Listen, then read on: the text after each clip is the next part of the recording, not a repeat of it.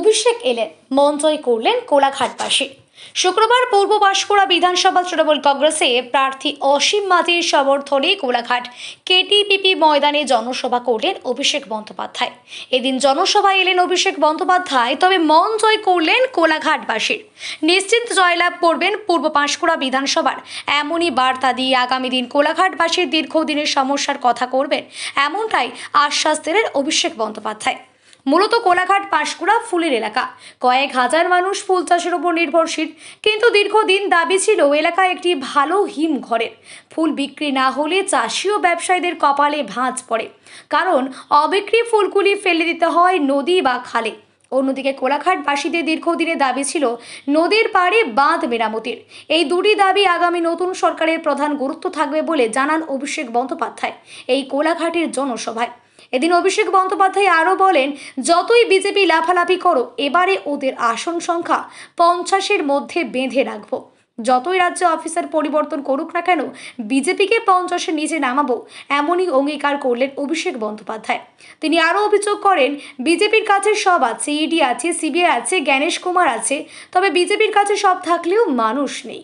এসআইআরের জন্য মানুষকে অনেক লাইনে দাঁড় করিয়েছে, তবে এই 26 নির্বাচনে সেই লাইনে দাঁড়িয়ে ভোটের মাধ্যমে বিজেপিকে রাজ্য ছাড়ার বার্তা দিলেন অভিষেক। এদিন অভিষেক আরও বলেন, লক্ষ্মীর ভাণ্ডার নিয়ে অনেক কথা বলছে।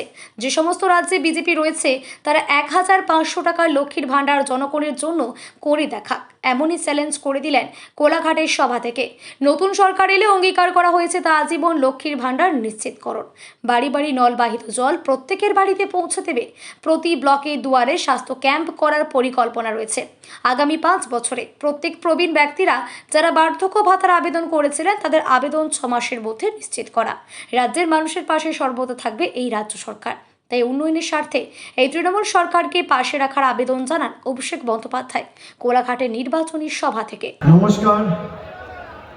প্রথমেই সভামঞ্চে উপবিষ্ট দলের সর্বস্তরের জনপ্রতিনিধি, জেলা সভাপতি, চেয়ারম্যান সহ বিধায়কগণ যারা রয়েছেন, নির্বাচিত জনপ্রতিনিধি যারা রয়েছেন, দলের প্রতি বক্তা, দক্ষ সংগঠক, ব্লকের সভাপতি, জেলা পরিষদ মেম্বার ভাই অসীম মাঝি সহ জানাচ্ছি, প্রণাম জানাচ্ছি, ধন্যবাদ জানাচ্ছি।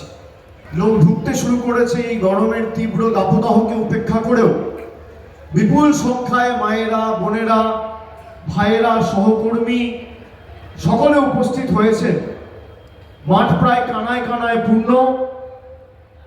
যে সংখ্যায় মানুষ আজকে এই সভাস্থলে উপস্থিত হয়েছে, তারা আগামী 23 তারিখ লাইনে দাঁড়িয়ে খালি ভোটাধিকারটা প্রয়োগ করলে বিজেপি বানের জলের মতো, বন্যার মতো ভেসে যাবে।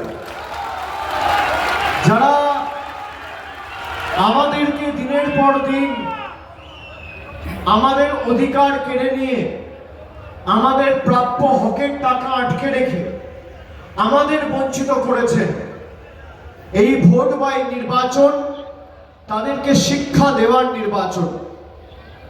পাঁশকুড়া পূর্ব বিধানসভা থেকে আগের বারও তৃণমূলের প্রতিনিধি সম্মানীয় বিপ্লবদা রয়েছেন, তিনি জিতেছিলেন।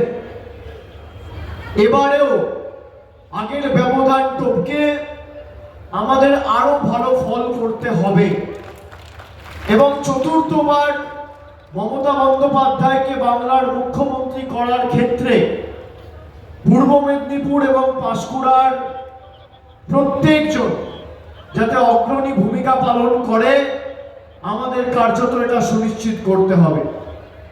পাঁশকুড়ার দীর্ঘদিনের কিছু সমস্যা রয়েছে। পাঁশকুড়া ব্লকের খিরাই ও কোলাঘাট ব্লকের অনেকাংশেই প্রচুর ফুল চাষ হয়। কয়েক হাজার মানুষ এখানে ফুল চাষের সাথে যুক্ত। আমার যেহেতু আলাদা একটা হেল্পলাইন নাম্বার আছে, এক ডাকে অভিষেক, অনেকে ফোন করে আমাকে এখানে তাদের এই ফুল চাষের সমস্যার কথা জানিয়েছে। এখানে দীর্ঘদিন একটা কোল্ড স্টোরেজের দাবি রয়েছে।